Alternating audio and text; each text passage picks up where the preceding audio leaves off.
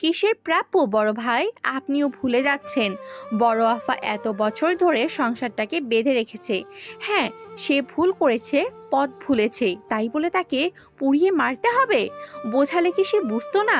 আরে ভাই, সামান্য কিছু করতে পারতো না বুঝলে, তাই বলে এত বড় যদি কিছু হয়ে যেত। কাউকে কিছু বলার সুযোগ না দিয়ে সেলিনা রোজিনার হাত জড়িয়ে ধরে হাউমাউ করে কান্না করতে লাগলো। ফুপাতে ফুপাতেই বলল, আমি আমি সত্যিই অন্যায় করেছি মেজো। আমাকে মাফ কর তুই। আমি অন্ধ ছিলাম। 10 বছর আগে সামান্য কথা আমি ধরেছিলাম। আমি ভুল করেছি সত্যি, আমার এইগুলো প্রাপ্য। আমাকে মাফ কর। রোজিনা সেলিনাকে জড়িয়ে ধরে বলল, তুমি কেন মাপ চাইছো বড় আপা? আমি জানি তুমি কোনো খারাপ কিছু করতে পারবে না। তুমি তুমি পথ ভুলছো, সঠিকে এসেছো, আবার এটাই অনেক, আর কিছু লাগবে না। সেলিনা এখনো কান্না করছে আর রোজিনা এইটা ওইটা বুঝিয়ে চুপ করাচ্ছে। প্রতিটি মানুষের চোখের কোণে পানি জমেছে। সবাই সন্তর্পণে মুছে নিল চোখের পানি। এইদিকে নিশান আর সিমি সিঁড়ি বেয়ে নিচে নেমে আসছে।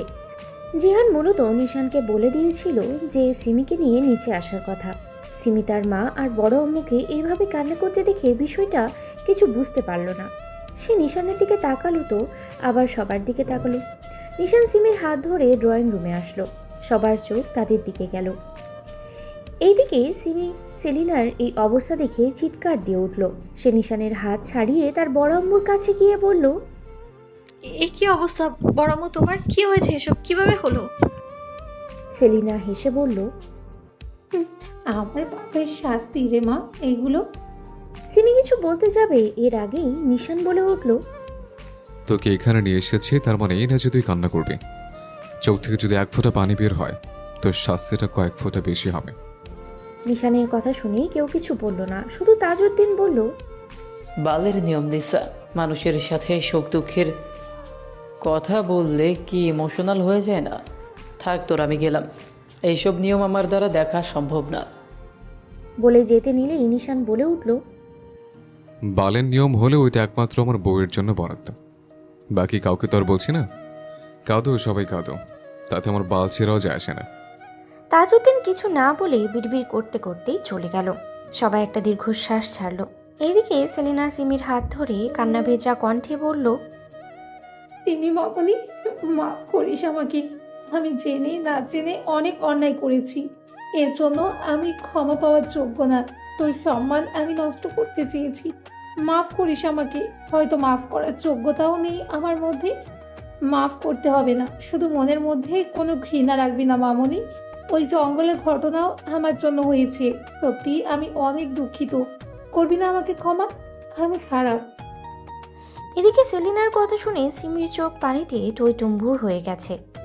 সে নাক টেনে সেলিনাকে বলল, আমি তোমায় ঘৃণাও করি না বড়াম্মু, আর না কোনো রাগ মনে পুষে রেখেছি আমি। তুমি যে বুঝতে পেরেছো এটাই তো অনেক। তুমি আমার কাছে সেই আগের মতোই আমার অনেক উপরের স্থানে বসে আছো, আমার বড়াম্মু রূপে। আমি কথা শেষ করার আগেই নিশান হুট করে সিমিকে কোলে তুলে নিয়ে কাউকে কিছু বলার সুযোগ না দিয়ে সিঁড়ি বেয়ে উপরে উঠে গেল। এদিকে প্রতিটি সদস্য অবাক নয়নে নিশানের যাওয়ার পানে তাকিয়ে আছে। নিশান কাউকে তোয়াক্কা না করে সিমিকে নিয়ে রুমে ঢুকে দরজা লক করে দিল। সিমি হাত পা ছোড়াছুড়ি করতে লাগলো। নিশান সিমিকে বেডে ফেলে দিল। সিমি উঠে বসে নিশানকে বলল, সমস্যা কি আপনার? সবার সামনে এইভাবে কেন করে তুলে আনলেন আমাকে? নিশান সিমির দিকে ঝুঁকে রাগী দৃষ্টিতে তাকিয়ে বলল, তোকে বলছিলাম না যেন চোখে 1 ফোঁটা পানিও না আসে। সিমি নিজের চোখে হাত দিল। পানি নেই। সে হাত নিশানের দিকে ধরিয়ে বলল, কোথায় পানি? নিশান দাঁতে দাঁত চেপে বলল। তোর চোখ তো পানিতে ভর্তি। সিমি কপাল কুঁচকে বলল, চোখে আছে, বাইরে তো আসেনি।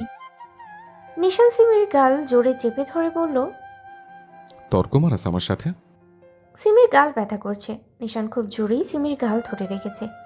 সে হাত দিয়ে নিশানের হাত ছাড়তে চাচ্ছে কিন্তু পারছে না। নিশান আরো জোরে চেপে ধরে দাঁতে দাঁত চেপে বলল, মাইন্ডেড ইস্যু, তোর সাথে যে শারীরিক সম্পর্কে লিপ্ত হয়েছে আর দুটো সুন্দর বাণী শুনেছে বলে মনে করিস না আমি ভালো?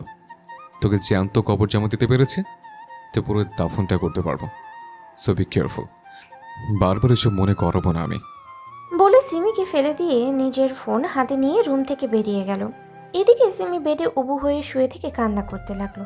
কি নিষ্ঠুর! সত্যি তো, কেন সে তার সাথে দুটো সুন্দর কথা বলছে বলে ভাবছে সে ভালো? সিমির এইটা ভেবে আরও কান্না লাগছে। সে উঠে বসলো, হাঁটুতে মুখ গুজে নিয়ে বিড়বিড় করলো, তার মানে নিশান ভাই আপনি আমায় ভালোবাসেন না? আমাদের সম্পর্ক সামান্য শারীরিকভাবে কাছে আসা, যার জন্য দুইটা সুন্দর বাণী বলা? সত্যিই আপনি এমন? তবে কেন আসলেন? বলে হু হু করে কান্না করতে লাগলো। মুখটা কষ্টে ফেটে যাচ্ছে।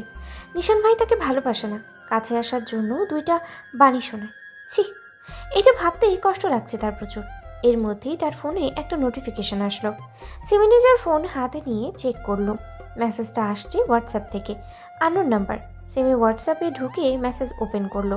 সেখানে লেখা আছে, আপনার স্বামী তানভীর চৌধুরী নিশানের অন্য মেয়ের সাথে সম্পর্ক আছে। তার খারাপ জায়গায় যাওয়া আসা করে সে। হয়তো আপনি আমার কথা বিশ্বাস করবেন না, আমার কাছে প্রমাণ আছে সব কিছুর। আপনি আমার সাথে এই ঠিকানায় দেখা করেন বিকেল 4টার সময়, আমি থাকবো, বিশ্বাস করে আসতে পারেন, কোনো বিপদে পড়বেন না। এই মেসেজের নিচে ঠিকানা দেওয়া আছে। ঠিকানাটা একটা কফি শপে, চৌধুরী ম্যানশন থেকে প্রায় 40 মিনিটের রাস্তা। সিমি বারবার মেসেজটা পড়তে লাগলো। তার মাথা ঘুরছে। সত্যিই কি নিশান অন্য মেয়ের সাথে জড়িয়ে আছে? খারাপ জায়গায় যায়? এটা কি আদৌ সত্যি? সে তো মাত্র তাকে বলল তাদের মধ্যে শারীরিক সম্পর্ক ছাড়া আর কিছুই নেই। তার মানে অন্যের সাথে আছে? এইসব প্রশ্ন সিমির মাথায় বারবার ঘুরতে লাগলো। সে যাবে, আজকে যাবে, এর উদ্ঘাটন সে করবে। কোনটা সঠিক কোনটা ভুল সে দেখবে। নিশান নিজেই বলেছে শুধু জাস্ট শারীরিক সম্পর্ক, আর কিছুই না। সিমি নিজের চোখের পানি মুছে নিল, নিজেকে স্ট্রং করতে লাগলো। সে যাবে আর সব কিছু শুনবে, দেখবে। সে ভাবতে লাগলো সবার চোখে ধুলো দিয়ে বেরোবে কিভাবে বাড়ি থেকে। আর নিশানই বা এখন কোথায় গেল? জিহান মাত্র নিচে থেকে উপরে আসলো নিজের রুমে ঢুকে বউকে খুঁজে না পেয়ে জিহান জারাদের রুমে গেল। সেখানে সামিয়া বসে গল্প করছে। জিহান ভেতরে ঢুকে সামিয়াকে উদ্দেশ্য করে বলল, সারা রাত সারাদিন পরে জামাই বাড়ি ফিরলো এখন, আর তুমি অন্য রুমে বসে গল্প করছো স্বামীর খেদমত বাদ দিয়ে? সামিয়া ভ্রুকুচকে জিহানকে বলল, তো বাড়ি ফিরেননি কেন জামাই সাহেব? আপনাকে তো আর আমি ভয় দেখাইনি যে এই কারণে বাড়ি ফিরেননি? জিহান রসিকতা করে বলল, ভয় দাওনি মানে? আমার কল্পনাতে এসে আমাকে ঝাঁটা দিয়ে তাড়া করেছিল তুমি। জিহানের কথা শুনে রাত্রি সামিয়াকে ধাক্কা মেরে বলল, ভাবি, এমনটা করতে পারলে তুমি? ভাইয়াকে শেষমেশ ঝাঁটা দিয়ে তাড়িয়ে নিয়ে গেলে। সামিয়া একই টোনে বলল, বেশ করেছি, আপনার জন্য আমার ঝাঁটাই যথেষ্ট। জিহান ফাজলামো বাদ দিয়ে শান্ত কণ্ঠে বলল, উঠে আসো, আমি ক্লান্ত, ঘুমাবো। সামিয়া পাল্টা প্রশ্ন করলো, তো ঘুমাবেন তো ঘুমান, আমাকে কেন ডাকছেন? জিহান কোনো কথা না বলে সামিয়ার হাত ধরে টান দিল। সামিয়া যেতে চাইল না। জিহান সোজা সামিয়াকে কোলে তুলে নিয়ে সোজা নিজের রুমে গিয়ে হাত ধরল। সামিয়া হাত পা ছোড়াছুড়ি করতে লাগলো। এদিকে যারা আর রাত্রি ওদের যাওয়ার পানে তাকিয়ে একসাথে বলে উঠল, আমাদের কবে হবে? আমাদের কবে হবে? এদিকে জিহান সামিয়াকে রুমে নিয়ে গিয়ে দরজা লক করে দিল। সামিয়াকে বেডে বসাতেই সামিয়া রাগান্বিত কণ্ঠে বলে উঠল, বারবার কোলে নেন কেন? আমি কি খোড়া? জিহান যুক্তি দিয়ে বলল, অবশ্যই খোরা, নয়তো এত টানার পরেও যদি না আসো তো খোরা অপদি তো পাবেই। বলে সেও বেডে বসলো। আচমকা সামিয়ার কোলে শুয়ে পড়ল। সামিয়া অবাক হয়ে গেল। জিহান সামিয়ার পেটের কাছে মুখ গুজে দিয়ে সামিয়াকে জড়িয়ে ধরল। জিহানের গরম নিঃশ্বাস সামিয়ার জামা ভেদ করে উপরে উঠছে। সামিয়ার যেন দম বন্ধ হয়ে আসছে। আলাদা এক অনুভূতি কাজ করছে। সামিয়া নার্ভাস কণ্ঠে বলে উঠল, কি করছেন আপনি? আমার অসুস্থ হচ্ছে, সরে যান আমার থেকে। জিহান স্লো ভয়েসে বলে উঠল, জান, কাল সারা রাত আমি ঘুমাইনি, এখন ঘুমাবো, ডিস্টার্ব করবে না একদম। জিহানের কথা বলাতে সামিয়ার ওদরে জিহানের নিঃশ্বাস বারবার উপচে পড়ছে। সামিয়ার কিছু বলতে পারল না, জায়গায় ফ্রিজ হয়ে বসে রইল। তার কথা বলার কোনো শক্তি নেই। আলাদা আলাদা অনুভূতি সৃষ্টি হচ্ছে তার মধ্যে। জিহান সামিয়াকে জড়িয়ে ধরেই ঘুমের রাজ্যে পাড়ি জমালো। আর এইদিকে সামিয়া ওইভাবেই বসে রইল। সিমি কি পারবে নিশানের গোপন সত্যের মুখোমুখি হতে? ওই অজানা ব্যক্তির মেসেজ কি সত্যি কোনো ষড়যন্ত্র, নাকি নিশান সত্যিই সিমিকে ঠকাচ্ছে? সিমি অনেকক্ষণ চিন্তা ভাবনা করে রুম থেকে বাহির হলো। পুরো বাড়ি একবার চক্কর দিল, এমনকি ছাদেও ঘুরে আসলো। বাড়ির বাইরেও ঘুরে আসছে। সে মূলত নিশানকে খুঁজছে ও আদৌ বাড়ি আছে কি না। যখন নিশানকে কোথাও পেল না, সিমি এইবার তার বড় আব্বু রুমের সামনে এসে নক করলো। রুমের ভেতরে সেলিনা বেডের একপাশে ঘুমিয়ে আছে আর তাজউদ্দিন সোফায় বসে নিউজ পেপার পড়ছে। সিমিকে দেখে তাজউদ্দিন ভিতরে আসতে বলল। সিমি হাত কচলাতে কচলাতেই ভিতরে ঢুকলো। তাজউদ্দিনের সামনে দাঁড়াতেই তাজউদ্দিন বলল, বস আমার পাশে। সিমি বসলো তার পাশে। তাজউদ্দিন বলল, খেয়েছিস দুপুরে? সিমি মাথা নাড়ল। তাজউদ্দিন আবারও প্রশ্ন করলো, ভার্সিটি কবে যাবে? সিমি মাথা নিচু করে জবাব দিল। কাল থেকে যাব, তবে বলেই কথা শুনে তাজউদ্দিন স্বাভাবিকভাবেই বলল, তবে কি হয়েছে মামুনি? সিমি টোক গিলে বলল, আসলে বড় আম্মু আমার বান্ধবী পলি একটু আগে কল দিয়ে বললো কালকে ভার্সিটিতে একটা প্রজেক্টের বিষয়ে আলোচনা করা হবে। সিমির কথা শুনে তাজউদ্দিন বলে উঠল। হ্যাঁ, তাতে কি হয়েছে? সিমি উত্তর দিল। আসলে ওই প্রজেক্টের জন্য কিছু সরঞ্জাম লাগতো। তাজউদ্দিন বলল। আচ্ছা, আমি ড্রাইভার বা দিহানকে পাঠাচ্ছি। সিমি তাড়াতাড়ি বলে উঠল। না না বড় আব্বু, ওরা পারবে না, দেখে শুনে আনতে হবে। তাজউদ্দিন ভ্রুকুচকে বলল। তাহলে তুমি যাবে? সিমি জানালো। হ্যাঁ। তাজউদ্দিন বলল, আচ্ছা, সমস্যা নেই, সাথে যারা বা সামিয়াকে নিয়ে যেও। সিমি মাথা দুই পাশে নাড়িয়ে বলল, আমার একা গেলেই হবে, সেখানে আমার ফ্রেন্ড আছে। আপাতত বেরোবো আমি, এখন সন্ধ্যার আগে বাসায় ফিরবো। তাজউদ্দিন একটু ভেবে বলল, আচ্ছা, একা যাও, সাথে ড্রাইভার নিয়ে যাও। সিমি ইনোসেন্ট ফেস নিয়ে বলল, বড় আব্বু আমি একা যেতে চাই, আমি কথা দিচ্ছি সন্ধ্যার মধ্যে বাড়ি ফিরে আসবো, প্লিজ বড় আব্বু প্লিজ। তাজউদ্দিন সিমির মুখের দিকে কিছুক্ষণ তাকিয়ে থেকে একটা দীর্ঘশ্বাস ফেলে বলল, আচ্ছা যাও, তবে টাইম কিন্তু সন্ধ্যার আগেই ফিরতে হবে বাসায়। সিমি মাথা নাড়িয়ে চলে গেল রুমে। আলমারি থেকে একটা কালো লং 3 পিস বের করে ওয়াশরুমে ঢুকলো। একেবারে ফ্রেশ হয়ে ড্রেস পরে বেরিয়ে আসলো। সে আয়নার কাছে দাঁড়িয়ে চুলগুলো সুন্দর করে আঁচড়িয়ে খোপা করে নিল। মুখে পন্ডস ক্রিম আর ঠোঁটে লিপ বাম দিল। ওড়না দিয়ে মাথাসহ বুক ঢেকে নিল। একটা কালো ওয়ান টাইম মাস্ক মুখে দিল। নিজেকে আয়নাতে ভালোভাবে দেখে নিল। আলমারি থেকে নিজের একটা পার্স নিল। তার ভেতরে 500 টাকা আর ফোনটা হাতে নিল। সময়টা দেখে নিল 2:55। সিমি বড় একটা নিঃশ্বাস নিয়ে বেরিয়ে পড়ল বাড়ি থেকে খুব সাবধানে, কেউ যেন দেখতে না পায়। সে দ্রুত পথে বাড়ি ছেড়ে কিছু দূর হেঁটে গিয়ে রিকশার জন্য দাঁড়ালো। 5 মিনিট দাঁড়াতেই সে রিকশায় উঠে বসলো। রিকশাওয়ালা মামাকে ঠিকানাটা বলল যেন পৌঁছে দেয়। রিকশা চলতে শুরু করলো, কিন্তু তার দৃষ্টি এদিক ওদিকে ঘুরতে লাগলো। মনের ভিতরে ভয় লাগছে যদি নিশান দেখে ফেলে তো সব শেষ। নিশান দেখার আগেই তাকে ফিরতে হবে। দেখতে দেখতে সিমি সেই কফি শপের সামনে চলে আসলো। ভাড়া মিটিয়ে কফি শপের ভিতরে ঢুকলো। ফোনে টাইম দেখলো 3টা বেজে 47 4টা প্রায় বেজেই গেছে। সিমি ভিতরে ঢুকে একটা ফাঁকা টেবিল চেয়ারের কাছে গিয়ে বসলো। নিজের জন্য একটা কোল্ড কফি অর্ডার করলো। তার কাছে কফি নিয়ে যেতেই হুট করে একটা মহিলা এসে তার পাশে বসলো। সিমির মতোই মাস্ক তার মুখেও আছে। সিমি ভ্রু কুচকে একবার তাকিয়ে চোখ নামিয়ে নিল। মেয়েটা বলে উঠল, মিসেস নিশান চৌধুরী, আপনার স্বামীর কুকুরটিকে আপনি দেখতে চান না? সিমি মেয়েটার দিকে চোখ তুলে তাকিয়ে বলল, মেসেজকৃত ব্যক্তি আপনি? মেয়েটা হাসলো। নিজের ব্যাগ থেকে 2টা ছবি বের করলো, যেটা সিমির দিকে এগিয়ে দিতে দিতে বলল, এত কিছু জেনে লাভ কি? কুকর্ম ভাস করে দিচ্ছি, এগুলোই দেখেন। সিমি কিছু না বলেই ছবি দুটো হাতে নিল।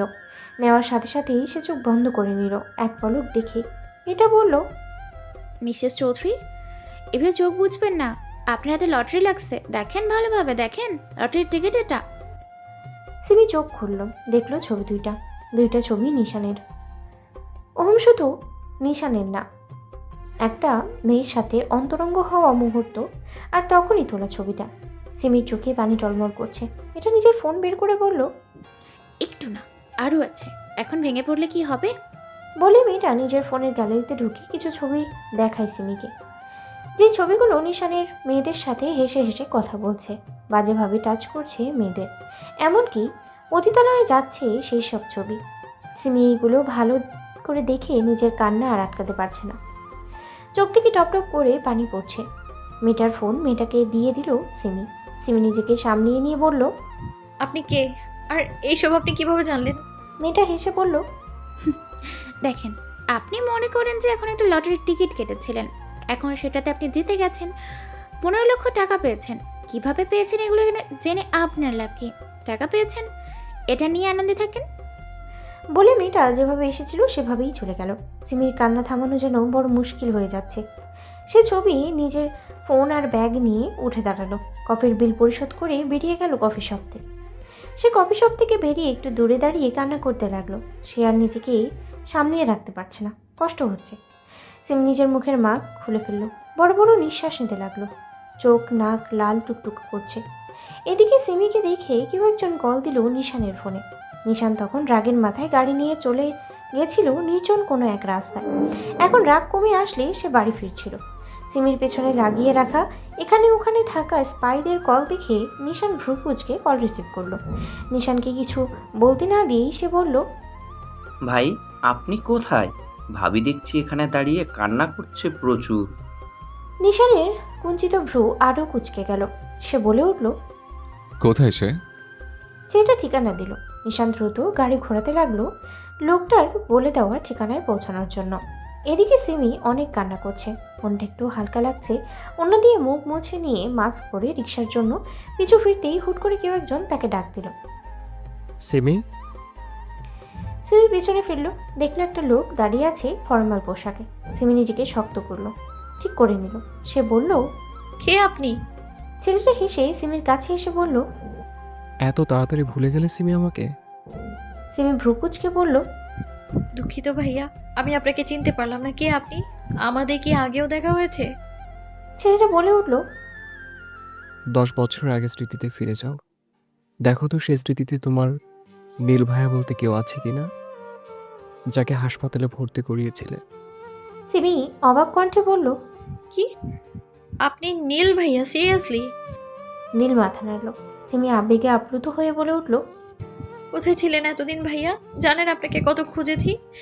সেই যে হসপিটালে গেলেন, আমাকেও বন্দি করলো, পরে ছাড়া পেয়ে আপনাকে খুঁজে পাইনি আমি। কোথায় ছিলেন এতদিন? নীল হেসে বলল, সেদিন আমার হাত ভেঙে দেওয়ার পরে আব্বু আর আম্মু আমাকে দেশে আর রাখেনি, আমেরিকা নিয়ে চলে গিয়েছিল। সেখান থেকেই পড়াশোনা শেষ করছি, আর অনেক কষ্টে তোমার সাথে যোগাযোগ করার চেষ্টা করেছিলাম। ফাইনালি দেখাই হয়ে গেল। সিমি একটা দীর্ঘশ্বাস ফেলে বলল, সত্যি বলতে নীল ভাইয়া, অতীত বড় বিষাদময় হয়। আমার জীবনে মেয়ে ছাড়া কেউ বন্ধু হতে পারতো না, তাও সেটা চাচাতো বোন বাদে অন্য কেউ না। মেয়ে তো দূর, ছেলেরা চোখ তুলে তাকালে তাকে আর পাওয়াই যেত না। খুব ভয়ে থাকতাম। হুট করে একদিন আপনি আসলেন, বন্ধু হলেন আমার। আমি না করেছিলাম, তখন আপনি বলেছিলেন। সিমিকে বলতে না দিয়ে নীল বলল, বন্ধুত্ব হয়েছে, বন্ধুত্বের মান রাখবো, সকল বিপদে তোমার সাথে থাকবো। শুধু বন্ধুত্বের হাত একবার বাড়িয়ে দিয়ে দেখো, আমি ছেলেটা কিন্তু অতটাও খারাপ না। আমি সইতে পারবো আমাকে কেউ খুন করলেও। নীলের কথা শুনে দুইজনেই হেসে উঠল। নীল বলল, তো তুমি এখানে কি করছো? শুনছি বিয়ে করেছো, হাজব্যান্ড কোথায়? হাজবেন্ডের কথা মাথায় আসতেই সিমি চোখ বুঝল। নিজেকে সামলিয়ে বলল, নিজের কাজে আছে, আমি আসছি এখানে একটা দরকারে। নীল প্রস্তাব দিল, আচ্ছা চলো এক কাপ কফি খাই, অনেক বছর পরে দেখা হলো, অনেক কথা আছে তোমার সাথে। সিমি হেসে বলল, অন্য একদিন, আজকে হাতে সময় বেশি নেই। নীল বলল, তাহলে চলো আমি বাড়ির সামনে নামিয়ে দিই তোমাকে। সিমি মাথা দুই পাশে নাড়িয়ে বলল, না না, আমি যেতে পারবো রিক্সা করে। নীল ভ্রুকুচকে বলল, সত্যি তো? সিমি উত্তর দিল, হ্যাঁ। নীল বলল, আচ্ছা তাহলে চলো রিক্সাতে তুলে দেই। সিমি মাথা নাড়ল। এদিকে এদের কথার মধ্যে নিশানের গাড়ি এসে থামলো তাদের সামনে। সিমি আর নীল ভ্রুকুচকে গাড়ির দিকে তাকিয়ে আছে। হুট করেই গাড়ির দরজা খুলে বেরিয়ে আসলো নিশান। নিশানকে দেখে নীল হেসে হাত বাড়িয়ে দিল। মিস্টার চৌধুরী যে, কেমন আছেন? নিশান নীলকে পাত্তা না দিয়ে সিমির কাছে গিয়ে দাঁতে দাঁত চেপে বলল, তোর সাহস কত বড় হয়েছে, তুই এখানে আসছিস? সিমি নিশানের দিকে পাশ ফিরে ঘুরে জবাব দিল, সাহস আপনার যত দূর, আমারও তত দূর। সেই সাহস অনুযায়ী এসেছি। বলে হাঁটতে লাগলেই নিশান সিমির হাত টেনে ধরে বলল। আমাকে ইগনোর করিস তুই? সিমি হেসে বলল, ইগনোর করার যোগ্যতা আনলে অবশ্যই করব। হাত ছাড়ুন আমার। সিমির এমন কথা যেন নিশানের রাগ আরও বাড়িয়ে দিচ্ছে। ও সিমিকে পাজাগোলা করে তুলে নিয়ে গাড়ির ব্যাক সিটে দরজা খুলে জোরে ফেলে দিল। তারপর নিজে ড্রাইভিং সিটে বসে ফুল স্পিডে গাড়ি চালিয়ে চলে গেল। নীল এতটা সময় চুপচাপ দাঁড়িয়ে দেখছিল। ওরা চলে যেতেই শুধু একটা দীর্ঘশ্বাস ছিল। ওর কালকে ফ্লাইট। সিমির সাথে একটু কথা বলতে চেয়েছিল। ইচ্ছাটা পূরণ হয়েছে, এইটাই অনেক। সে মূলত একটা প্রজেক্ট সম্পর্কে মিটিংয়ের জন্য এই কফি শপে আসছিল। বেরোনোর সময় দেখে সিমি কান্না করছে, তাই আর নিজেকে আটকাতে পারেনি। সিমির কাছে চলে গেল দুটো কথা বলতে। নীল আর দাঁড়ালো না, সেও তার গাড়িতে উঠে বসলো। গাড়ি চলতে থাকলো তার নিজ গন্তব্যের দিকে। 40 মিনিটের রাস্তা নিশান 20 মিনিটের মধ্যে ফুল স্পিডে চালিয়ে আনলো। তার রাগে মাথা ফেটে যাচ্ছে। সে গাড়ি থেকে বেরিয়ে পেছনের দরজা খুলে সিমির হাত জোরে চেপে ধরলো। সিমি ব্যথা পেল। সে বলে উঠল, ধরতে হলে আস্তে ধরুন, নয়তো ছাড়ুন। নিশান কোনো উত্তর না নিয়েই সিমিকে টানতে টানতে বাড়ির ভিতর প্রবেশ করলো। ড্রয়িং রুমে কম বেশি অনেকেই আছে, সবাই তাদের দিকে তাকালো। নিশান কাউকে পরোয়া না করে চলে গেল সিঁড়ি বেয়ে উপরে উঠে নিজের রুমে। এদিকে বাড়ির সদস্য একে অপরের দিকে তাকাচ্ছে, না জানি কি হয়। আপাতত তারা স্বামী স্ত্রী এই বিষয়ে নাক না গলানোই উচিত। নিশান সিমিকে রুমে নিয়ে গিয়ে দরজা লক করে দিয়ে তাকে জোরে পেটে ফেলে দিল। সিমি চোখ মুখ খিচে বন্ধ করে নিল। তখন গাড়িতে ওইভাবে ফেলায় ভীষণ ব্যথা পেয়েছে। এখন আবার নিশান সিমির দিকে এগিয়ে আস্তে আস্তে রাগান্বিত কণ্ঠে বলল, এই, তোর সাহস কত বড়! তুই একা একা নাগরদের সাথে দেখা করতে গেছিস? নাগর শব্দটা সিমি শুনেই তেতে উঠল। সে আঙুল উঁচিয়ে বলল, নাগর? থু, এগুলো তো আপনার কাছে এক প্রকার টিস্যু। আমি কি আপনার মতো? নিশান সিমির এমন কথা শুনে দাঁতে দাঁত চেপে বলল, তুই আমার মতো মানে? কি বুঝতে চাচ্ছিস আমাকে? যে আমি কত মেয়ের সাথে থাকছে?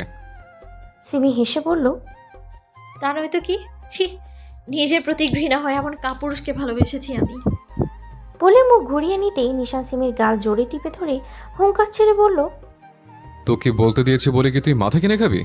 তুই কাকে কাপুরুষ বললি? আর বাসছিস কেন ভালো? তোকে বলেছি যে আমাকে ভালোবাস। ফক ইউর ভালোবাসা। বলেই গাল ছেড়ে দিল। সিমির চোখ দিয়ে টুপটুপ করে নোনা পানি গড়িয়ে পড়তে লাগলো। সে নিজেকে ঠিক করে বলল, আসলেই আমার ভালোবাসা ফাঁক। সত্যি পার্থক্য এটাই আমি দেরিতে বুঝলাম। নিশান টি টেবিলটা জোরে ফেলে দিয়ে বলল, দেখ এসো, আমাকে রাখবি না। রাগলে কিন্তু তুই আস্ত থাকবি না। সিমিও একইভাবে দাঁতে দাঁত চেপে বলল, মিস্টার তানভীর চৌধুরী নিশান, ভুলে যাবেন না আমরা একই বংশের। মাথা গরমের রক্ত আমার শরীরেও বয়ে বেড়াচ্ছে। আমিও কিন্তু তছনছ করতে পারি সব কিছু।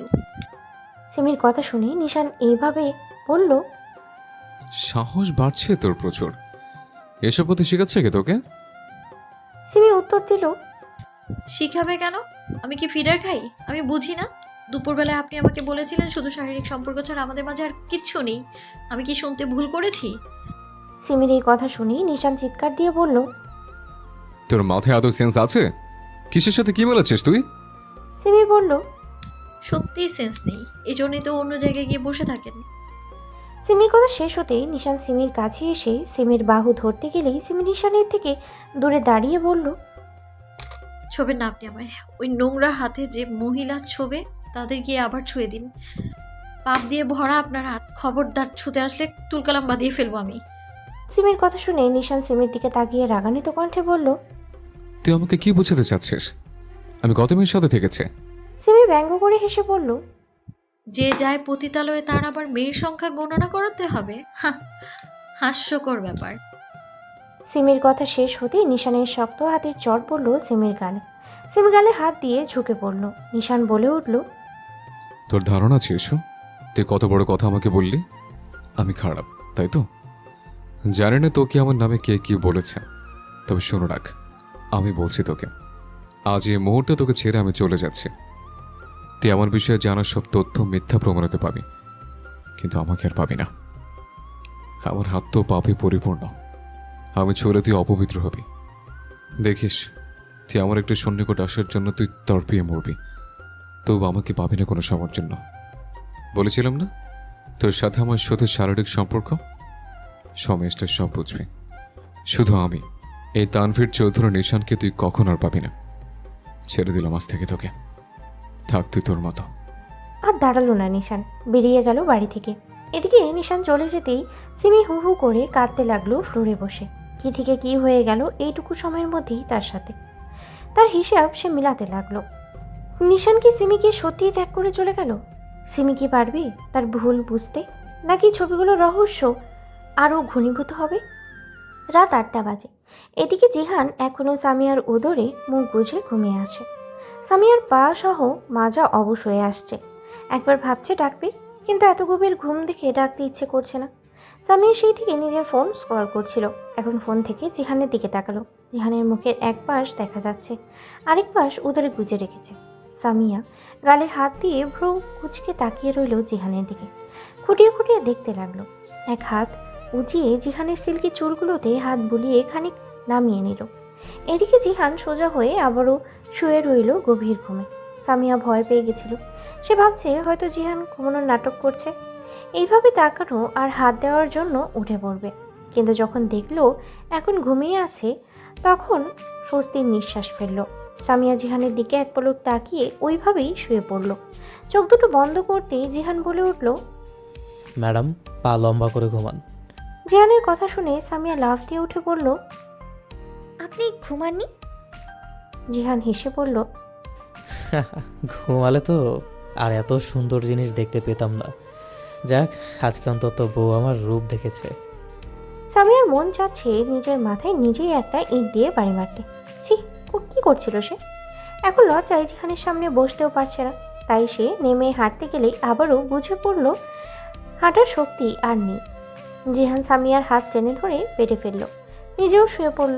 সামিয়াকে বুকের মাঝে নিয়ে বলল, চুপচাপ ঘুমাও, খুব সুন্দর ঘুম হবে, তবে কোনো কথা ব্যতীত। জিহানের কথা শুনে সামিয়া একটু নড়তে গিয়েও থেমে গেল। তার সারা দেহ কেঁপে উঠছে। কেমন যেন আলাদা আলাদা অনুভূতি সৃষ্টি হচ্ছে, ক্ষণে ক্ষণে লজ্জা লজ্জা ভাব। সামিয়া আর বেশি চিন্তা করলো না, চুপচাপ শুয়ে রইল। অন্ধকার রুম, বেলকনির ফ্লোরে এক পা লম্বা করে আরেক পা গুটিয়ে দেয়ালে হেলান দিয়ে বসে আছে নীল। চোখ দুটো লাল টুকটুক করছে, হাতে আছে সিগারেট। যেখানে বসে আছে সেখানে অন্তত 15টা সিগারেট টান দিয়ে ফেলা আছে।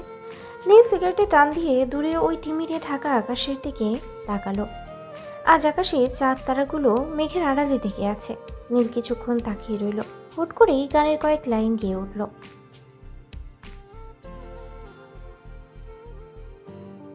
গানের লাইন শেষ হতেই নিজের কান্না আর আটকাতে পারল না। বাচ্চাদের মতো হাউমাউ করে কান্না করে দিল। ছেলেদের নাকি কান্না করতে নেই, তবে নীল তো আর পারছে না নিজেকে আটকে রাখতে, তাই তো সে কান্না করছে। নীল নিজের ফোন বের করলো। সিমির ছবির সাথে যেন কথা বলতে লাগলো। কেন শ্যামা, কেন তুমি আমার হলে না? আমি অনেক আশা নিয়ে এদেশে পা রেখেছিলাম শুধুমাত্র তোমাকে আমার করে নিয়ে যাওয়ার জন্য, কিন্তু এখানে এসে দেখলাম তুমি মানুষটা অন্যের নামে কবুল বলে ভালোবেসে ফেলেছ। শ্যামা, ও আমার শ্যামা, দুনিয়ার নিয়ম ভেঙে কি আমরা এক হতে পারি না?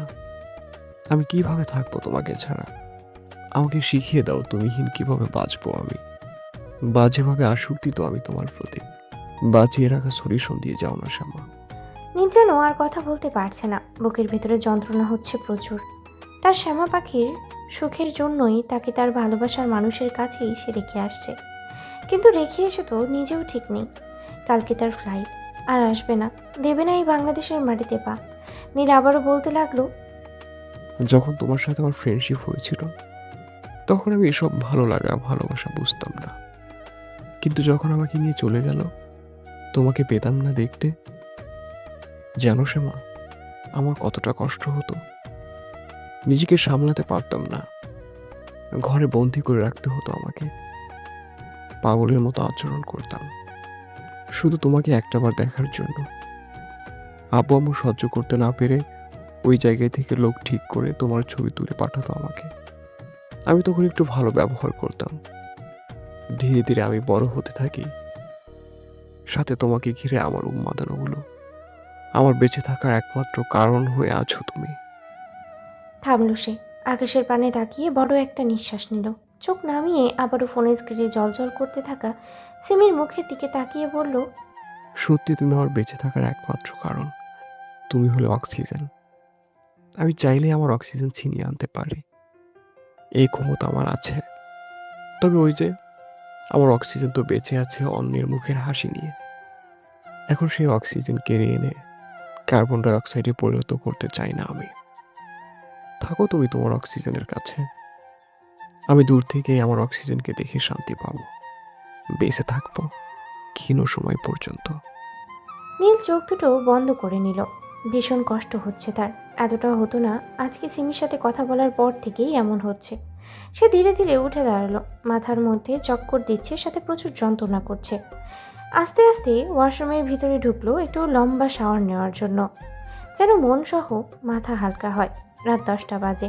বাড়ির প্রত্যেকটা ছোট বড় সদস্য ডাইনিং টেবিলে বসে রাতে ডিনার করছে। সেলিনা, রোজিনা আর কেয়া তাদের সার্ভ করে দিচ্ছে। সবাই আছে, কিন্তু একজন নেই। তাজউদ্দিন স্বাভাবিকভাবেই সিমিকে উদ্দেশ্য করে বলল, সিমি মামনি, নিশান কোথায়? ও কি রুমে নাকি? সিমি খাবার মুখে নিয়ে চিবিয়ে পানি খেয়ে বলল, কোনো বিজনেস ট্রিপে যাবে বলেছিল, সেখানেই গেছে। তাজউদ্দিন ভ্রু কুচকে বলল। কোথায় সেটা? সিমি উত্তর দিল, আমি তো জানি না। তাজউদ্দিন এইবার জিহানের দিকে তাকিয়ে বলল, জেহান, তুই কিছু জানিস? দুইজনের তো একই বিজনেস সম্পর্কে আছিস। জিহান মাথা দুই পাশে নাড়িয়ে বলল, না বড় মামা, ওর সাথে আমার কথা হয়নি সেই দুপুর থেকেই। আমি একটু পরে কল দিয়ে জিজ্ঞাসা করে জানিয়ে দেব। তারপর আর কোনো কথা হলো না। চুপচাপ খেয়ে সবাই উঠে গেল। জিহান সামিয়ার হাত ধরে টেনে রুমের মধ্যে নিয়ে গেল। সিমি, জারা আর রাত্রির সাথে উপরে উঠছে। জারা বলল, ভাবি, তোর মুখটা আজ এত শুকনো শুকনো লাগছে কেন?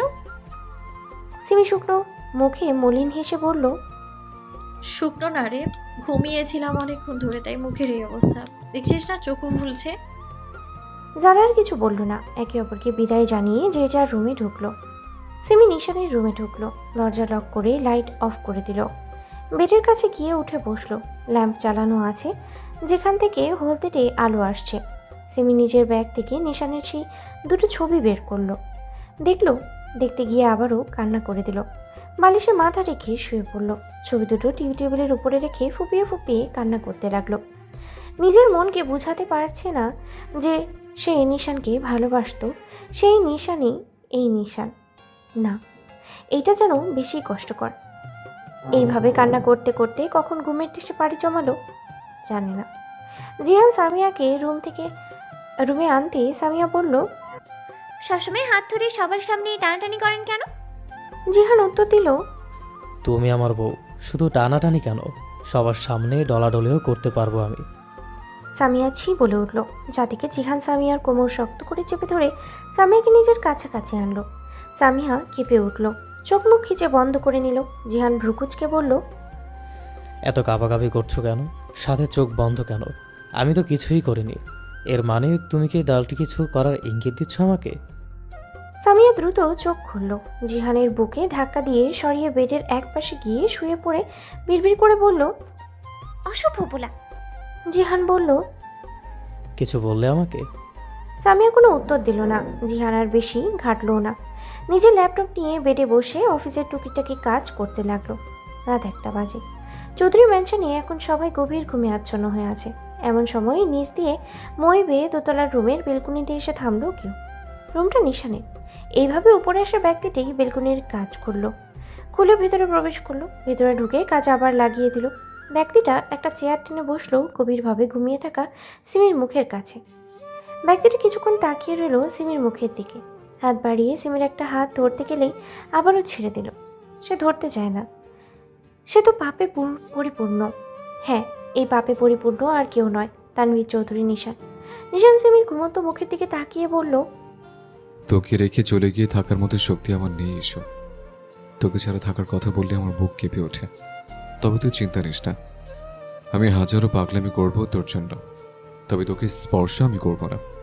এই রাতের আধারে চুরি করে এসে তোকে এক পলক দেখে যাব, তবুও দিনের আলোয় তোর সামনে আমি আসবো না। আমি যে থাকতে পারি না তোকে ছাড়া। তুই আমার আসক্তি, এমন আসক্তি যে আসক্তির তুলনা হয় না। থামল নিশান। সম্পূর্ণ কথা বলার সময় তার দৃষ্টি ছিল সিমির উপরে। সে ওইভাবেই আবারও বলা শুরু করলো, তুই বলেছিলিস ভালোবাসিস, কিন্তু আমার কাছে ভালোবাসা এই শব্দটার কোনো অস্তিত্ব বিদ্যমান নেই। যা আছে তা হলো আসক্তি। আমি তোকে কখনো ভালোবাসিনি এসো, আর না কখনো বাসবো। তুই আমার এক অন্যরকম আসক্তি, যে আসক্তি অ্যালকোহলের থেকেও তীব্র। অ্যালকোহলে ডুব দিলে উঠে আসা যায়, কিন্তু এসু তোর মাঝে ডুব দিলে আমার সেই জায়গা থেকে উঠে আসার ক্ষমতা নেই। তোর মাঝে অ্যালকোহলের থেকেও তীব্র এক নেশা আছে, তাই তো তোর মাঝে বোধ হয়ে থাকতে মন চায় সারাক্ষণ। শেষ কথা, আমার নিঃশ্বাস যতদিন চলবে তুই আমার এই আসক্তি হয়েই থাকতে হবে তোকে। বলে ওইভাবেই তাকিয়ে রইল সিমির মুখের দিকে। তার গলা শুকিয়ে গেছে। পানি খাওয়ার জন্য টেবিল থেকে জগ নিতে গিয়ে দেখে দুটো ছবি অবহেলায় ফেলে রাখা আছে। নিশান ছবি দুটো হাতে নিল। ছবিতে সে আরেকটা মেয়ের কাছে অন্তরঙ্গ অবস্থায় আছে। নিশান ছবি দুটো ভালোভাবে খুঁটিয়ে দেখল। ছবি দেখার পরে সিমির মুখের দিকে তাকালো। সে সিমির মাথার কাছে রাখা ফোনটা নিল। সব কিছু চেক করলো, কেউ কোনো মেসেজ দিছে কিনা। হোয়াটসঅ্যাপ থেকে একটা মেসেজ দেখে সে দ্রুত মেসেজ সহ ফোন নাম্বার নিজের ফোনে নিয়ে নিল।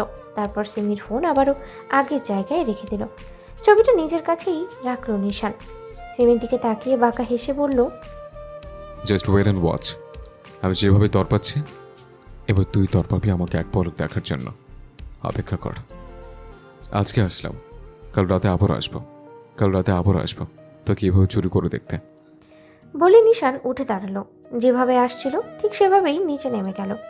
সে নিচে এসে নিজের গাড়িতে বসে গাড়ি চালাতে লাগলো, সাথে কাউকে ফোন দিতে লাগলো। ফোন রিসিভ হতেই নিশান বলল, কিছু জিনিস দিচ্ছি, সত্য মিথ্যা যাচাই কর। বলেই কল কেটে ছবিগুলো সেন্ড করলো, সাথে ফোন নাম্বার আর মেসেজটা। সব কিছু করার পরে ফোনটা রেখে দিল। গাড়ি চালাতে চালাতেই বলল, খুব দ্রুতই প্রমাণস্বরূপ আমি দেখিয়ে দেব, সাথে কুকর্মের শাস্তিও ভোগ করাবো। বলে বাঁকা হাসলো। নিজ গন্তব্যের দিকে গাড়ি রওনা দিতে লাগলো। নিশানের এই রহস্যময় আচরণ আর সিমির ভুল বুঝাবুঝি কি তাদের সম্পর্কের শেষ সীমানা, নাকি নিশান সত্যিই পারবে প্রমাণ করতে যে সে নির্দোষ? রাতের আধার কেটে ধরণীর সূর্যের আগমন ঘটল। পাখিরা উড়ে বেড়াচ্ছে, কিচিরমিচির ডাক দিচ্ছে। মাসটা এখন অক্টোবর। এর মাঝে সকালটা যেন শীত শীত ভাব, কুয়াশাও দেখা যায়। নীল বেলকনিতে দাঁড়িয়ে ধোয়া ওড়ানো গরম কফি পান করছে। পোশাক বলতে সে নেভি ব্লু রঙের পাঞ্জাবি পরেছে, সাথে নিয়েছে সাদা রঙের উপরে সুন্দর ফুলের ডিজাইন করা শাল। দৃষ্টি তার দূরের আকাশের পানে। আর কিছু ঘন্টা পরেই তার ফ্লাইট চিরবিদায় নেবে এই বাংলাদেশের মাটি থেকে। যেমনভাবে শীতকালের অতিথি পাখিরা আসে, দুদিন থেকে আবারও চলে যায়। এই নীলু সেই শীতকালের অতিথি পাখি, 2 দিন থেকে বিদায় নিচ্ছে। তবে অতিথি পাখি আবারও আসে শীত পড়লে, কিন্তু নীল আর আসবে না। সে চলে যাবে এই দেশ ছেড়ে, যেখানে তার বলতে কিছুই নেই। এই সব কিছু ভেবে সে দীর্ঘশ্বাস ছাড়ল। তার কোনো আক্ষেপ নেই, না আছে কোনো ছিনিয়ে নেওয়া, না আছে কারোর মাঝে ভুল বোঝাবুঝি করা। তবে একটা আকাঙ্ক্ষা, একটা শখ আছে মাত্র। এই শেষ বেলায় দাঁড়িয়ে একটা বার সে তার শ্যামার সাথে দেখা করতে চায়, বিদায় দিতে চায় তার শ্যামাকে। বলতে চায় আজ কত বছর ধরে মনের গভীরে যে কথাগুলো পুষে রেখেছিল সব কিছুই বলবে আজকে। এই আকাঙ্ক্ষা, এই শখ তার। নীলের এসব ভাবনার মধ্যেই তার ফোন শব্দে বেজে উঠল। নীল রিসিভ করে কানে ধরল। ওপার সে কি বলল শোনা গেল না। নীল বলে উঠল, আর 2-1 ঘন্টা বাকি। আমি আমার না বলা কথাগুলো বলে তারপরেই দেশ ছাড়ব, নয়তো এই কথাগুলো পিছু ছাড়বে না। মরে গেলেও এর ভার আমাকে বয়ে বেড়াতে হবে। অপেক্ষা কর, আমি আসছি। বলে নীল কল কেটে দিল। কফির মগ রেলিংয়ের উপরে রেখেই নিজের ফোন নিয়ে ওইভাবেই বেরিয়ে গেল। বাইরে এসে গাড়িতে উঠে বসলো। কোনো ড্রাইভার নেই, নিজেই গাড়ি চালিয়ে চৌধুরী ম্যানশনের দিকে চলতে লাগলো গাড়ি। সময়টা সকাল 7:25। সিমির ঘুম ভাঙলো মাত্র। সে উঠে বসলো। মাথা ব্যথা করছে প্রচুর। সে ধীরে ধীরে উঠে ওয়াশরুমে গেল। ওয়াশরুম থেকে ফ্রেশ হয়ে এসে নিজের ফোনটা হাতে নিয়ে দেখলো 7:30 বেজে গেছে। সিমি ফোনটা ওইভাবে রেখে বেলকনিতে চলে গেল। অগোছালো চুলগুলো হাত দিয়ে খোপা বাঁধলো। মাথাটা এখনও ভার হয়ে আছে, মেডিসিন নিতে হবে। খালি পেটে নিলে সমস্যা হবে বিধায় নেয়নি এখনও। সিমি চোখ বন্ধ করে বড় নিঃশ্বাস নিল। চোখ খুলে দৃষ্টি নিচে রাখতেই দেখতে পেল নীল দাঁড়িয়ে আছে, তার দিকে তাকিয়ে হাত বাড়াচ্ছে। সিমি কিছু না বলে বেলকুনি থেকে চলে গেল রুমে। এসে ওড়নাটা ভালোভাবে মাথাসহ বুকে নিয়ে ফোন হাতে নিয়ে বেরিয়ে গেল বাড়ি থেকে। কম বেশি অনেকে উঠেছে, যে যার কাজ করছে। সিমি বাড়ির বাইরে বেরিয়ে দেখলো নীল তার দিকেই তাকিয়ে আছে। সে গিয়ে হেসে বলল, নীল ভাইয়া যে ভালো আছেন? নীলও সৌজন্যভাবে হাসি দিয়ে বলল, আলহামদুলিল্লাহ ভালো আছি। চলো একসাথে একটু হেঁটে আসি আর 2-4টা কথা বলি। সিমি মাথা নাড়ল। দুজনেই পাশাপাশি হাঁটতে লাগলো। সিমি বলে উঠল, এত সকালে যে? নীল উত্তর দিল, 2 ঘন্টা পরেই আমার ফ্লাইট। এদিকে আসছিলাম একটা কাজে, ভাবলাম তোমার সাথে দেখা করেই যাই। আদৌ আর আসতে পারবো কি না ঠিক নেই। সিমি বলল, কেন পারবেন না আসতে? ইচ্ছে শক্তি থাকলে 7 সমুদ্র 13 নদীও পার করতে পারবেন। নীল দীর্ঘশ্বাস ফেলে বলল, আমি তো আর এত 7 সমুদ্র 13 নদী পার করতে চাই না সিমি। যে সাগরে ঝাঁপ দিয়েছি বহু আগে, সেটাই সাঁতরে পার করতে পারছি না। নীলের কথার মানে সিমি বুঝতে পারল না, তাই ভ্রু কুঁচকে বলল, মানে বুঝলাম না ভাইয়া। তারা হাঁটতে হাঁটতে ভালোই দূরে আসে।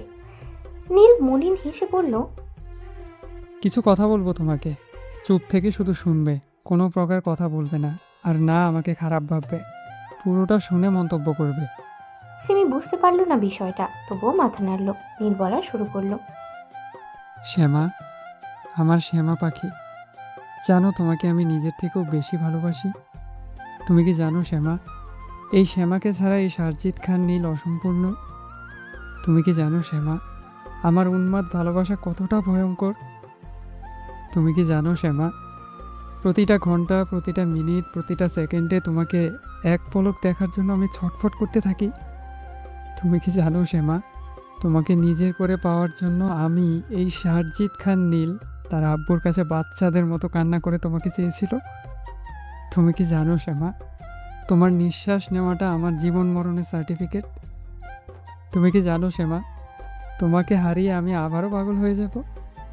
এই আমিময় নীলটা বিলীন হয়ে যাবে ধুলোর সাথে, বাতাসের সাথে, নয়তোবা বেঁচে থেকেও মরে যাব ভেতর থেকে।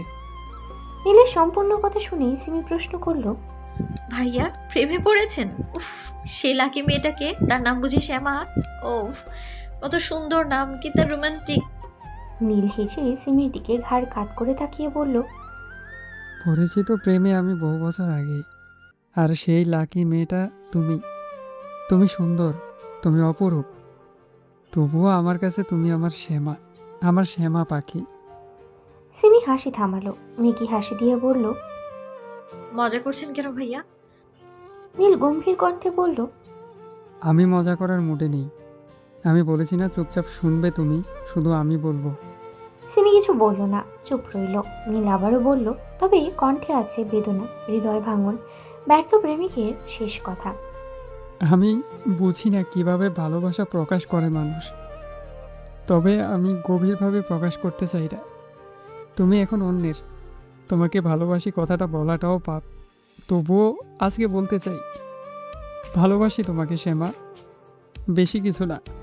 তোমার কাছে আমার একটাই চাওয়া, তোমার গোলুমোলু ছোট্ট ছোট্ট বেবিদের বলবে আমার কথা। কেউ একজন ছিল যে তাদের মাম্মাকে বড্ড ভালোবাসত, তবে ভালোবাসাটা ছিল একপাক্ষিক। সে ভালোবাসার দাবি নিয়ে কখনো আমার সামনে আসেনি, তবে মনের কথাটা উজাড় করেছিল। সেই নীল তার শ্যামাকে ছাড়া সত্যিই অসম্পূর্ণ ছিল, তার খোঁজ আর পায়নি, তবুও সে যেন স্মৃতির পাতায় বন্দী হয়ে রইল। বলে থামলো। তারা আবারও চৌধুরী বাড়ির সামনে আসছে। সিমির চোখে পানি টলমল করছে। নীল সিমির চোখে চোখ রাখলো, বলে উঠল, নীলের শ্যামা পাখির চোখে পানি নয়, আনন্দের ঝলক থাকে।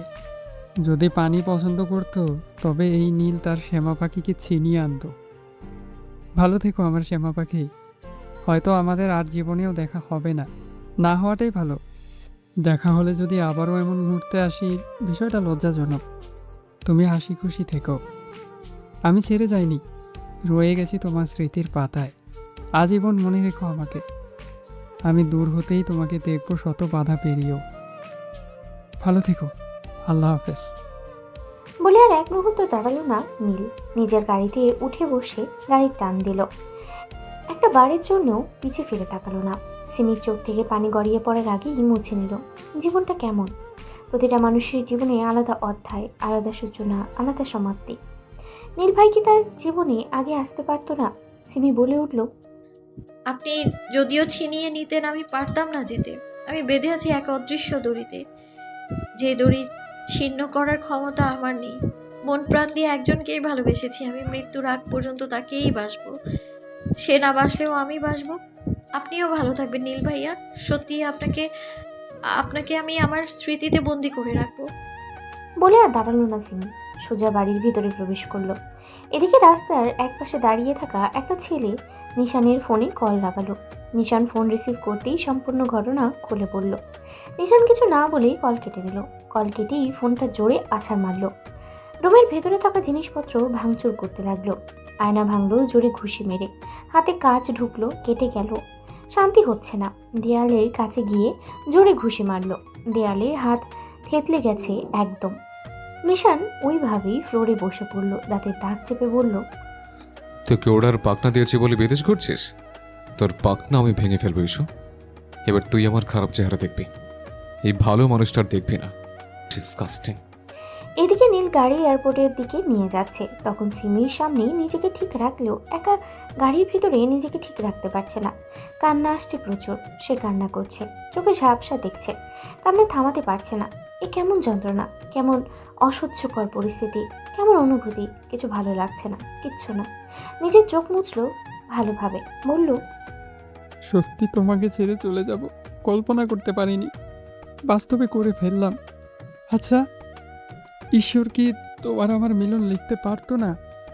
তার গাড়ি এসে থামলো এয়ারপোর্টের সামনে। গাড়ি থেকে বেরিয়ে পানির বোতল দিয়ে মুখ মুখ ধুয়ে নিল, নিজেকে ঠিক করে ফোন হাতে নিয়ে ঢুকে পড়ল। সবকিছু ঠিকঠাক করে প্লেনে উঠে বসলো। একটু পরেই ফ্লাইট। সিমি বাড়ি ঢুকতেই তাজউদ্দিন প্রশ্ন করলো, কোথায় গিয়েছিলেন মামুনি? সিমি উত্তর দিল, একটু হাঁটতে গিয়েছিলাম। তাজউদ্দিন বলল, নাস্তা করবে আসো। সিমি জানালো, পরে করব, আর আজকে থেকে আমি ইউনিভার্সিটিতে যাব। তাজউদ্দিন উত্তর দিল। আচ্ছা যেও। সিমি আর কিছু বলল না, সোজা উপরে নিজের রুমে চলে গেল। সে রুমে ঢুকে রুমটা সুন্দর করে গুছিয়ে নিল। এরপর ওয়াশরুমে ঢুকে ফ্রেশ হওয়ার জন্য সে শাওয়ার নিয়ে বেরিয়ে আসলো। একটা কালো লং থ্রি পিস পরেছে সে। আয়নার সামনে দাঁড়িয়ে চুলগুলো শুকিয়ে নিল, উঁচু করে বাঁধলো, মাথায় কাপড় দিল, মুখে পন্ডস ক্রিম আর ঠোঁটে লিপ বাম দিয়ে ফোন আর স্কুল ব্যাগ নিয়ে বেরিয়ে আসলো নিচে নাস্তা করার জন্য। সিমি সিঁড়ি বেয়ে নিচে এসে দেখলো যারা আর রাত্রি গল্প করছে। সিমি বলল, তোরা ভার্সিটিতে যাবি না? যারা অবাক হয়ে বলল, ভাবি যান, আজ থেকে ভার্সিটি যাবেন আপনি? সিমি মাথা নাড়ল। যারা বলল, আপনি গেলে আমরাও যাব। সিমি তাগাতে দিল। দ্রুত রেডি হয়ে আয়। যারা আর রাত্রি রেডি হতে চলে গেল। সেলিনা সিমির প্লেটে নাস্তা তুলে দিল। পাশে বসে দুইজনে টুকটাক গল্প করতে লাগলো। ওরা দুইজন আসতেই সিমি বলল, সে শামু কই? যারা ফিসফিস করে বলল, ওই শালার ভাতার আছে বলে ভার্সিটি আর যাবে না, তুই চল, নয়তো তোর মতো ঘুরে গেলে আমার আরো রাত হয়ে যাবে ফকিন্নি। সিমি হাসলো, সাথে রাত্রিও। তিনজনে গিয়ে গাড়িতে উঠে বসলো। ড্রাইভার চলতে শুরু করলো ভার্সিটির দিকে। আর এর মধ্যেই তিনজনেই হাসি ঠাট্টা করতেই লাগলো। সকাল 9টা বাজতে সামিয়ার ঘুম ভাঙলো। সে আড়মোড়া ভেঙে উঠে বসলো। আশেপাশে তাকিয়ে দেখলো সূর্যের আলো আসছে রুমের ভেতরে। জিহান ল্যাপটপ নিয়ে কাজ করছে ডিভানে বসে। সামিয়া ঘড়ির দিকে তাকলেই দেখে এখন 9টা বাজে। সামিয়া চিৎকার দিয়ে বলল, আল্লাহ, এখন 9টা বেজে গেল আর আমি এখনো ঘুমিয়ে আছি। জিহান ভ্রুকুচকে সামিয়ার দিকে তাকিয়ে বলল, সমস্যা কি? ঘুম থেকে উঠে চিৎকার করো কেন? সামিয়া নেকা ভাব নিয়ে বলল, কত বেলা হয়ে গেছে আর আমি এখনো ঘুমাচ্ছি, আপনি ডাকলেন না কেন একবারও? জিহান আবারও কাজ করতে করতে বলল, এত সুন্দর করে ঘুমাচ্ছিলে বলে ডাকতে ইচ্ছে করেনি। সামিয়া উঠে দাঁড়ালো, দরজার কাছে দাঁড়িয়ে বলল, জবেদা প্লাস ডবল জবেদার ভাতা ইজ ইকুয়াল টু হতছাড়া। বলে মুখ ভেঙচিয়ে দৌড়ে রুম থেকে বেরিয়ে গেল। জিহান সেই দিকে কিছুক্ষণ তাকিয়ে থেকে হেসে ফেলল, মনে মনে বলল, আসলে পাগল। এদিকে সামিয়া রুম থেকে বেরিয়ে রোজিনার সাথে দেখা হয়। সে জিজ্ঞাসা করলো, সিমিরা কই আম্মু? রোজিনা উত্তর দিল, বাদরগুলো আজ ভার্সিটি গেছে। সামিয়া কান্নার ভান করে বলল, আমাকে একা রেখে চলে গেছে, আমি এগুলো মানবো না, মামলা করবো তিনজনের নামে। রোজিনা হেসে বলল, আচ্ছা করিস, আগে ফ্রেশ হয়ে নাস্তা খাবি, আয় দ্রুত। বলে নিচে চলে গেল। সামিয়া কিছু না বলে রুমে ঢুকে ওয়াশরুম থেকে ফ্রেশ হয়ে নিচে খাবারের জন্য গেল। সিমি কি দিল ভাইয়ের এই না বলা কথাগুলো আজীবন স্মৃতির পাতায় রেখে দেবে? আর নিশান কি সিমির এই অনিচ্ছাকৃত সাক্ষাতের জন্য তাকে ভুল বুঝবে? সিমি ও নিশানের সম্পর্কের পরবর্তী অধ্যায় জানতে চাইলে আমাদের চ্যানেলে চোখ রাখুন। সূর্যের প্রখর তাপ ধীরে ধীরে নরম হয়ে আসলো। ব্যস্ত শহরের মানুষগুলো যেন এই তেজি সূর্য থেকে একটু রেহাই পেল। চারিদিকে মসজিদে আসরের আজান শোনা যাচ্ছে। মুরব্বীরা মসজিদে নামাজ আদায়ের উদ্দেশ্যে যাচ্ছে, নিজেদের দোকানপাট বন্ধ রেখে। চৌধুরী বাড়ির 3 কর্তা সহ তাদের বোন জামাইদের সাথে নিয়ে একত্রে নামাজের উদ্দেশ্যে বের হলো। বাড়ি থেকে 5 মিনিট হেঁটে যেতেই দেখা হলো সিমি, জারা আর রাত্রির সাথে। তাজউদ্দিন ভ্রু কুঁচকে প্রশ্ন করলো, বলেছিলে দেরি হবে, তাই বলে এত দেরি? যারা শুষ্ক ঠোঁট জোড়া জিভ দিয়ে ভিজিয়ে বলল, আসলে কালকে ভার্সিটিতে অনুষ্ঠান আয়োজন করা হয়েছে, দায়িত্ব পড়েছে আমার, সিমি, সামিয়ার, তন্নির, সাথে সিনিয়র আপু ভাইরা আছে। তাজউদ্দিন একইভাবে বলল। হ্যাঁ, তো কি হয়েছে? সিমি উত্তর দিল, বরাব্বু আমাদের উপর দায়িত্ব, সেই জন্য সেগুলো কমপ্লিট করতে এত বেলা। কালকেও ভরে যেতে হবে, এখনো অনেক কাজ। বকো না প্লিজ। তাজউদ্দিন একটা দীর্ঘশ্বাস ফেলে 3 জনের মাথায় হাত বুলিয়ে বলল, খেয়েছো তোমরা দুপুরে? 3 জনেই মাথা নাড়ল, মানে খেয়েছে। তাজউদ্দিন বলল, আচ্ছা, বাড়ি ফিরে ফ্রেশ হয়ে রেস্ট নাও একটু, যাও। বলে তারা নামাজের উদ্দেশ্যে চলে গেল। সিমিরাও গল্প করতে করতে বাড়িতে পৌঁছালো। যে যার রুমে চলে গেল। সিমি নিশানের রুমের সামনে দাঁড়িয়ে লক খুলে ভিতরে প্রবেশ করলো। ঘাড় ব্যথা করছে তার, এই জন্য ঘাড় একটু এপাশ ওপাশে কাত করে ঘোরালো একটু। সে নিশানের রুমেই থাকে, সকল যাবতীয় জিনিস সে এই রুমেই রাখছে। নিজের রুমের দিকে ঘুমের মধ্যেও ভুল করে যায় না। সিমি ব্যাগ বেডে ফেললো, পা থেকে জুতা খুলে রাখলো, গায়ে থাকা ওড়না খুলে ফেলে দিল।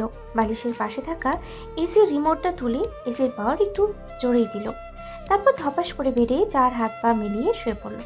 চোখ বন্ধ করে রিল্যাক্স হলো। মুহূর্তেই চোখ খুললো, ব্যাগ থেকে ফোন বের করে মুখের সামনে আনলো। মিউজিক অ্যাপে গিয়ে স্ক্রল করে একটা গান প্লে করলো। গানের 2-1 লাইন সে নিজেও গেয়ে উঠল।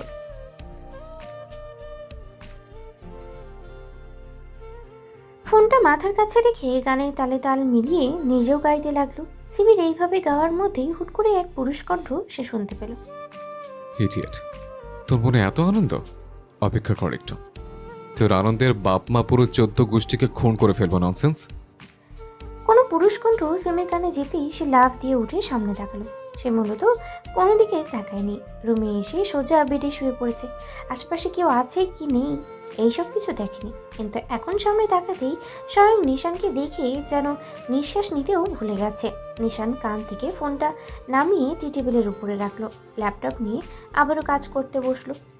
একবারের জন্য সিমির দিকে তাকালো না। এইদিকে সিমি নিঃশ্বাস না ছেড়ে ওইভাবেই অবাক নয়নে নিশানের দিকে তাকিয়ে আছে। নিশান নিজের কাজ করতে করতেই বলে উঠল, নিঃশ্বাস না ফেলে যদি দম আটকে মরতে চায় মরুক, আমি সম্মানে দাফন দিয়ে আসবো। নিশানের কথায় সিমির হুঁশ ফিরল।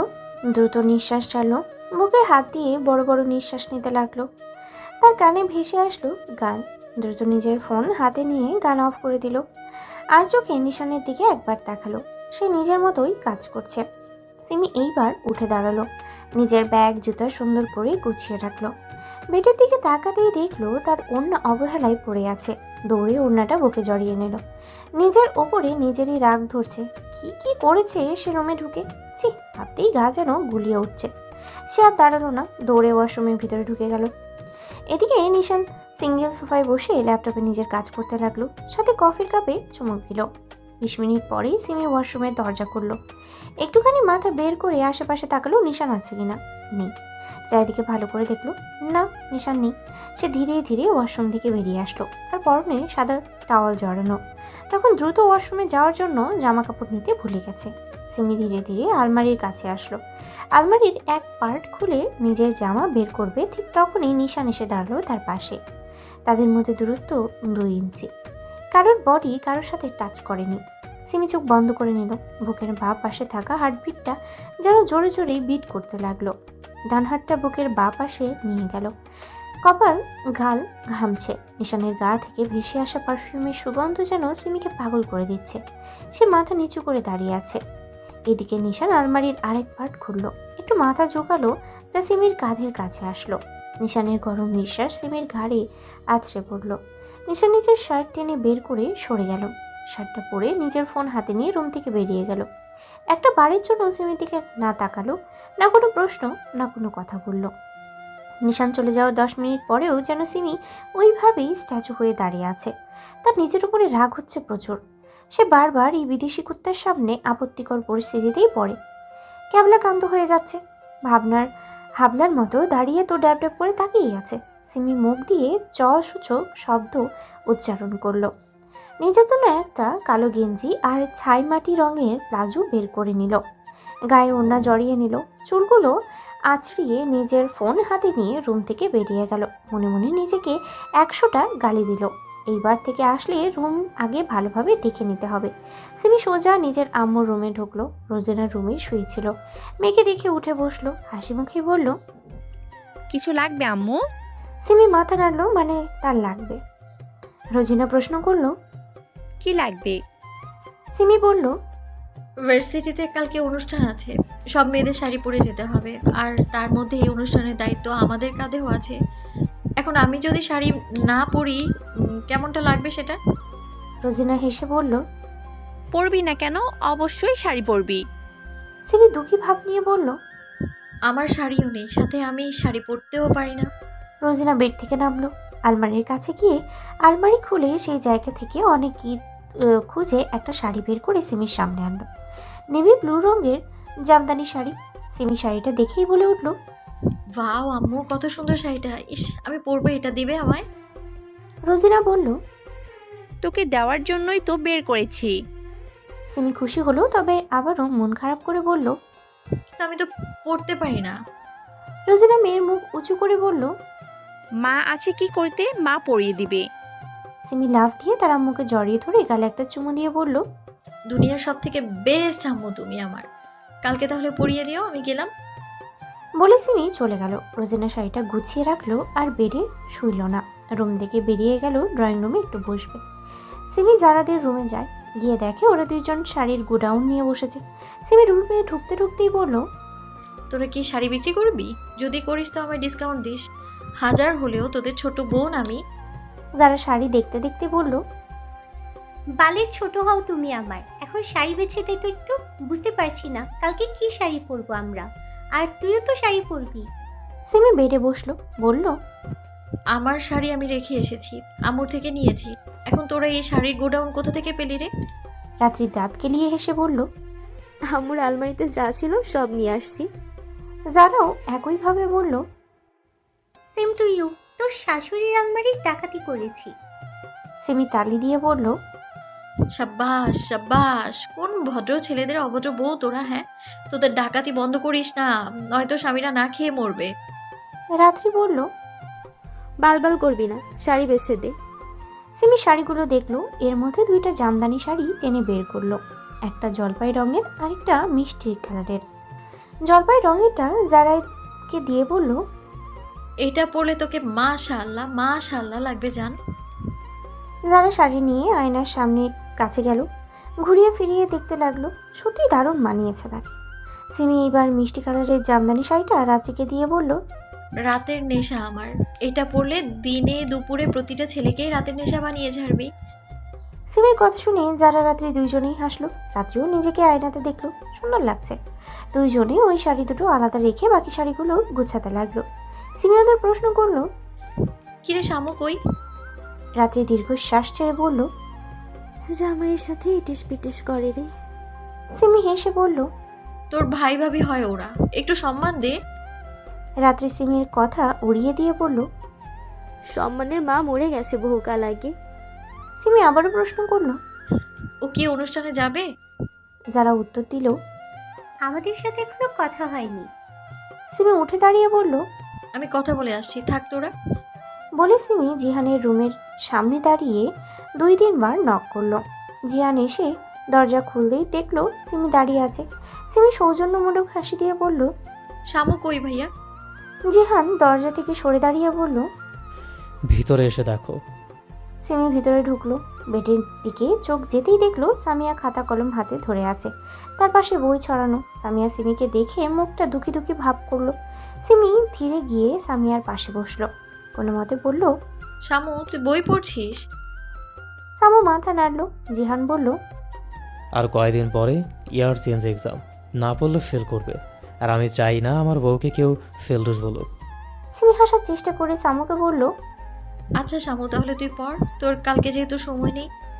সামিয়া বলে উঠল। কে বলেছে সময় নেই? সিমি জিহানের দিকে তাকিয়ে নিয়ে বলল, এই যে এত বই পড়ছিস, এত সুন্দর টিচার পেয়েছিস, পড় বোন পড়, ভালো ফলাফল পাবি। সামিয়া জিহানের দিকে রাগি চোখে তাকিয়ে সিমির হাত ধরে বলল,